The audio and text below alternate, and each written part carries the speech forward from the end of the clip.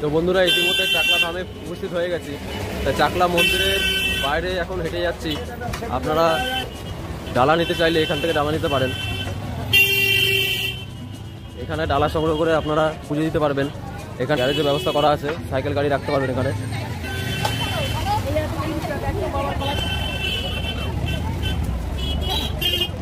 এখানে 50 টাকা দিয়ে শুরু ডালা, আর এই মালা নিতে চাইলে 20 টাকা পিস।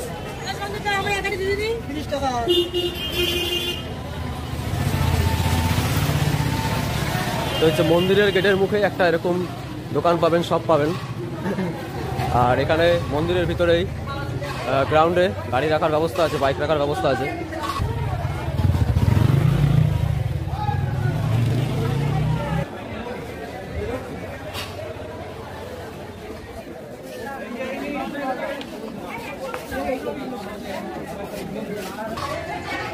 এখান থেকে ভোগের প্রসাদের কুপন দেওয়া হয়, আর পুজোর জন্য এখান থেকে কুপন নিতে পারবেন। খিচুড়ি বসে খাওয়া 30 টাকা, রাজভোগ 70 টাকা, রাজভোগ পার্সেল 75 টাকা, খিচুড়ি ভোগ পার্সেল 40 টাকা, আর একান্তে পুজো দেওয়ার জন্য 100 টাকা। পার্সেল ভোগ খাওয়ার সময় হচ্ছে 1:30 মিনিট।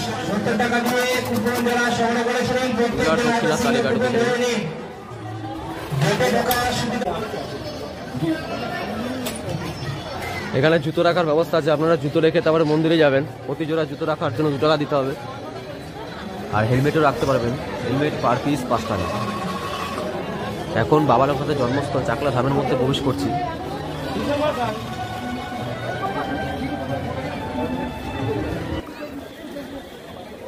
তো মন্দিরে ঢুকে আপনার ডান দিকে দেখবেন এখানে হাত ধোয়ার জল এবং খাবার পানীয় জলের ব্যবস্থা রাখা আছে। বাবা লোকনাথ 1730 সালে ভারতের পশ্চিমবঙ্গ রাজ্যের উত্তর 24 পরগনা জেলার অন্তর্গত 84 চাকলা গ্রামে একটি ব্রাহ্মণ পরিবারে ভগবান কৃষ্ণের জন্মদিন জন্মাষ্টমীতে জন্মগ্রহণ করেন।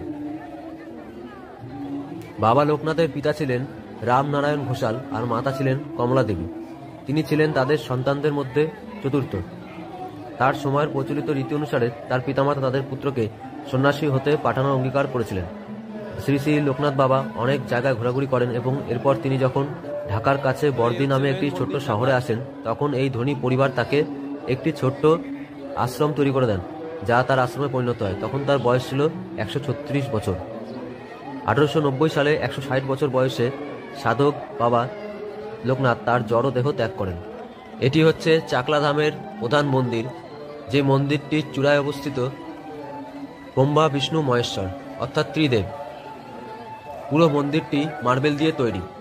এখানে মন্দির খোলার টাইম হচ্ছে সকাল 6টা, আর মন্দির বন্ধর টাইম হচ্ছে রাত্রি 8টা, অর্থাৎ সকাল 6টা থেকে রাত্রি 8টার মধ্যে আপনারা মন্দিরে আসতে পারেন। মন্দিরে প্রবেশের দুপাশে আপনারা 2টো মস্ত বড় ষাঁড় দেখবেন। মন্দিরের বাল্যভোগ হয় সকাল 8:30টায়, রাজভোগ ও ভোগ আরতি হয় দুপুর 12টা 30 মিনিটে, আর সন্ধ্যা আরতি হয় সন্ধ্যা 6টায়। চাকলা মন্দিরটি চাকলা গ্রামে অবস্থিত, তাই চাকলা গ্রামটি পশ্চিমবঙ্গের উত্তর 24 পরগনা জেলার দেগঙ্গা তহসিলে অবস্থিত। এই গ্রামটি দেগঙ্গা বিধানসভা এবং বারাসাত সংসদীয় কেন্দ্রের অন্তর্গত। কিভাবে এই মন্দিরে আসবেন?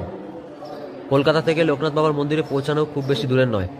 রেলওয়ে রুট হচ্ছে শিয়ালদা বা বনগাঁ বা হাবড়া থেকে ট্রেনে করে গুমা রেল স্টেশনে আসতে হবে, এবং তারপর লোকনাথ বাবা মন্দিরে অটোতে যেতে পারেন সেখান থেকে। আর যদি আপনারা রোড ধরে আসেন, মানে রাস্তা ধরে আসেন, যেটা হচ্ছে বাস লাইন, তার জন্য আপনারা কলকাতা বা বনগাঁ বা হাবড়া থেকে আসা যশোর রোড অনুসরণ করতে পারেন।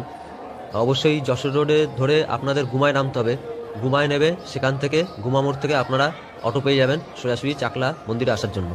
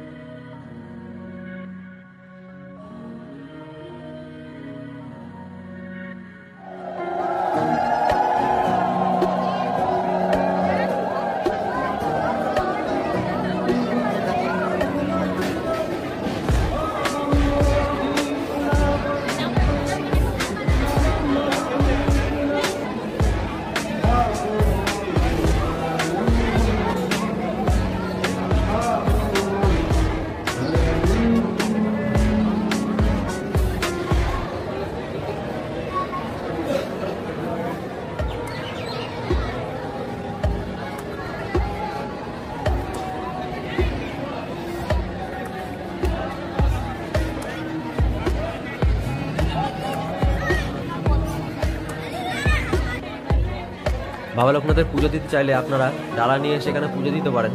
মাত্র 10 টাকা দিয়ে আপনারা এখানে পুজো দিতে পারবেন।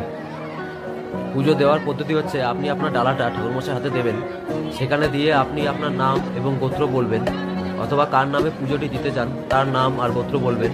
ঠাকুরমশাই পুজো দেওয়া হয়ে গেলে আপনাকে আপনার ডালাটা আবার ফেরত দিয়ে দেবে।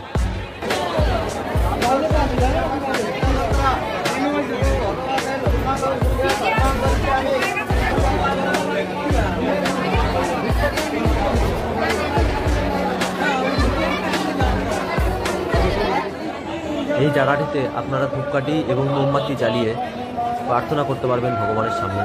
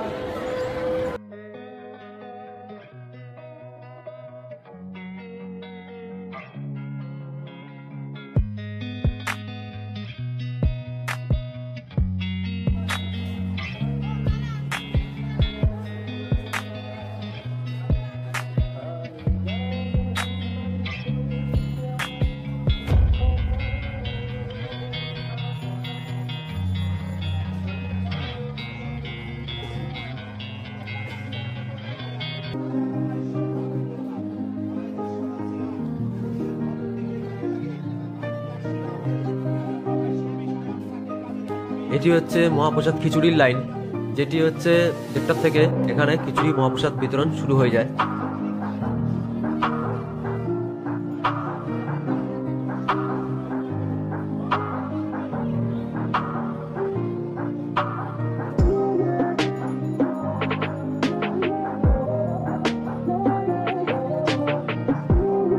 এই দিকটা হচ্ছে সবজি মার্কেট, অর্থাৎ এখানে সবজিও বিক্রি হয়, আপনারা চাইলে সবজি কিনতে পারেন। আর এই দিকটা হচ্ছে দোকান আছে অনেকগুলো, যেখান থেকে আপনারা বাবা লোকনাথ, কৃষ্ণ, শিব ঠাকুরের মূর্তি কিনতে পারেন, ফটো কিনতে পারেন, আরো অনেক কিছু কেনার মতো জিনিসপত্র এখানে আছে, যেটা আপনারা ভিডিওতে দেখতে পাচ্ছেন।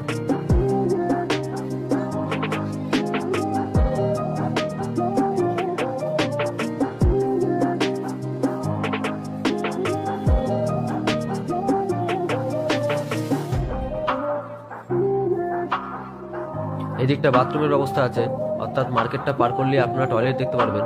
এখানে প্রস্রাব 1 টাকা আর ল্যাট্রিন 2 টাকা করে নেওয়া হয়, আর স্নানও করতে পারেন 3 টাকা করে নেয়।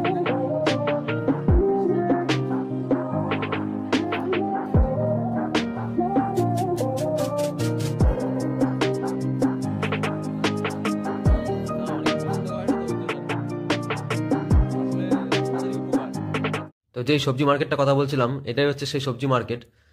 এখানে সবজি আপনারা কিনতে পারেন, আর এখানে আরো অনেক কিছু আপনারা পাবেন, যেমন দেখতে পাচ্ছেন অনেক খাবারের জিনিসপত্র আছে।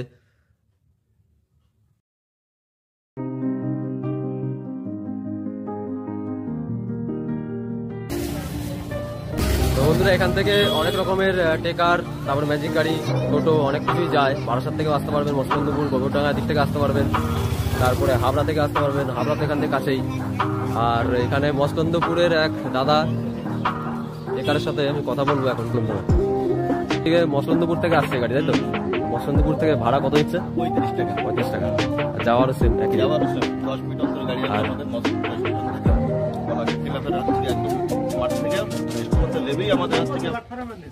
নম্বর প্ল্যাটফর্মের নিচে আমাদের স্ট্যান্ড। মানে ওটা মসলন্দপুর হয়ে আর কোন কোন স্টপেজ দিচ্ছে? বাগজোলা হয়ে আসছে। বাগজোলা হয়ে আসছে। বাগজোলা মগরা হয়ে আসছে। বাবুরহাট, মগরা, বাগজোলা। আর এই ছাড়ার সময় কটা? ছাড়ার সময় এখান থেকে 15 মিনিট অন্তর গাড়ি, আর ও মসলন্দপুর থেকে 10 মিনিট অন্তর গাড়ি। মানে এমনি সকাল কটার সময় আসলে পাওয়া যাবে? একদম সকাল 7টা থেকে গাড়ি, আর লাস্ট রাত্রে 7টা পর্যন্ত। 6:40 থেকে।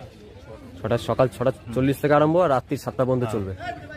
ঠিক আছে, এখান থেকে মসলন্দপুর যাওয়ার ইজি মাধ্যম হচ্ছে এটাই। ঠিক আছে, ধন্যবাদ দাদা। তো যেমনটাই দাদার মুখে শুনলেন, মসলন্দপুর থেকে ইজি এখানে টেকার আপনারা পেয়ে যাবেন।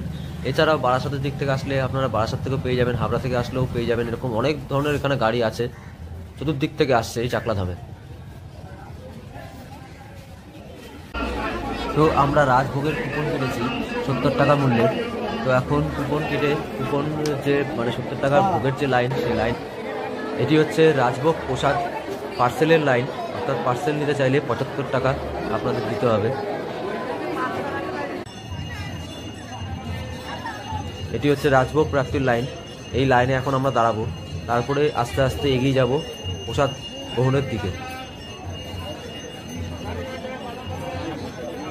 অনেক বড় লাইন, এখানে প্রচুর লোক এখানে লাইন দিয়ে প্রসাদ গ্রহণ করে, অর্থাৎ বসে খাওয়ানোর ব্যবস্থা আছে ভিতরে, ঘরের ভিতরে গিয়ে বসে খাওয়ানোর ব্যবস্থা আছে, কিন্তু তার আগে এখানে লাইনে দাঁড়াতে হবে।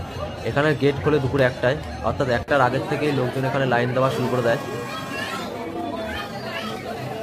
এখানে আপনারা যে কুপনটি পেয়েছেন কাউন্টার থেকে, সেই কুপনটি এখানে দেখিয়ে তারপরে ভিতরে যাবেন। ভিতরে গিয়ে এখানে স্কুলে বেঞ্চির মতো সেই বেঞ্চির পাতা আছে, সেই বেঞ্চে গিয়ে একটা বেঞ্চে 5 জন করে বসবে, বসে প্রসাদ গ্রহণ করবে।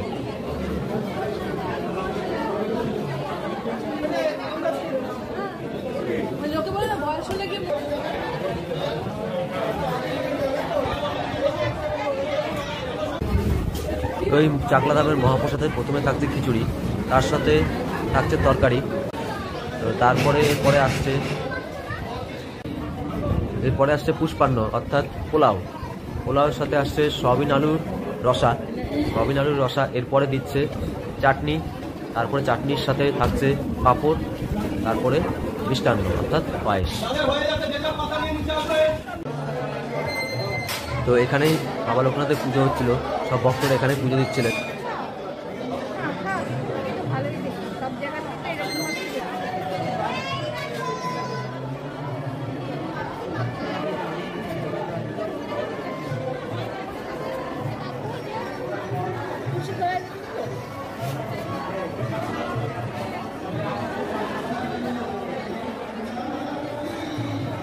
সব ভক্তরা এখানে পুজো দিচ্ছিলেন। তো এই জায়গায় অসংখ্য ফুলের মালা এখানে পড়ে রয়েছে, এখান থেকে যে যেরকম পারছে বাড়ির জন্য নিয়ে যাচ্ছে ফুলের মালা।